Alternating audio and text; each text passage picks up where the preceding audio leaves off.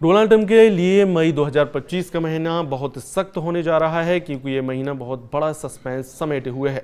Donald Trump को बहुत बड़ा झटका लगने वाला है। ऐसे सिग्नल जेलेंस्की और खामनेई ने देने शुरू कर दिए हैं।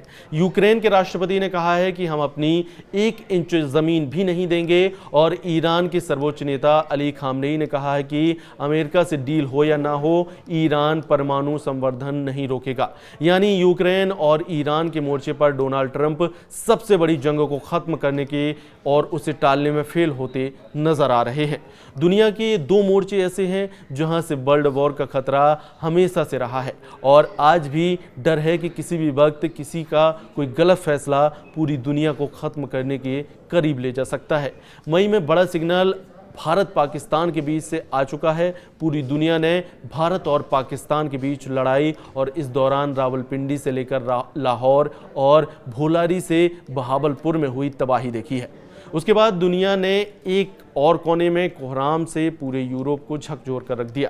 यूक्रेन में रूस के हमले पूरी दुनिया देख रही है। ऐसे वक्त में डोनाल्ड ट्रंप ने पुतिन से फ़ोन कर बात की है, साथ ही जेलेंस्की और नेटो देशों से भी बात की है। सवाल है कि जेलेंस्की से 2 टूक जवाब मिलने के बाद ट्रंप की ये आखिरी कोशिश होगी, क्योंकि इससे पहले भी वो यूक्रेन और रूस के बीच सीज फायर में पूरी तरह फेल साबित हुए हैं।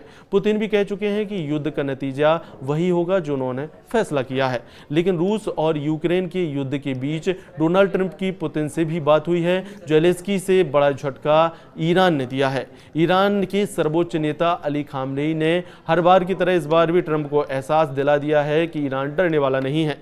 ईरान के परमाणु कार्यक्रम पर कोई रोक लगने वाली नहीं है, फिर चाहे कोई बात करे या फिर ना करे। जब दुनिया के कई वॉर जोन डीएक्टिवेट हो चुके हैं, गोले बारूद वाले युद्ध से लेकर टेरर वॉर जंग छिड़ चुकी है, तब सवाल उठ रहा है कि क्या डोनाल्ड ट्रंप 4 महीने के कार्यकाल में फेल हो गए हैं? क्या अमेरिका का सुपर बॉस युद्ध वाले फ्रंट पर सुपर फ्लॉप साबित हुआ है? अमेरिका से दुश्मनों ने फिर से रिकॉर्ड तोड़ रही है।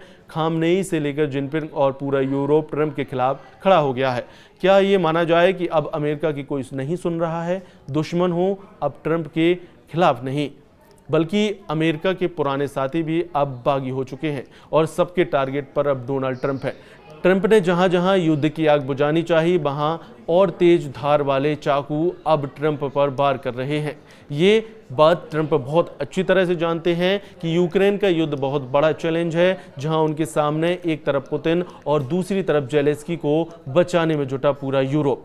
लेकिन ट्रंप ने अब पूरी उम्मीद पुतिन से कर ली है और अमेरिका के रूस के समीकरणों का रिकॉर्ड बताता है कि ट्रंप से बहुत बड़ी गलती हो गई सकती है।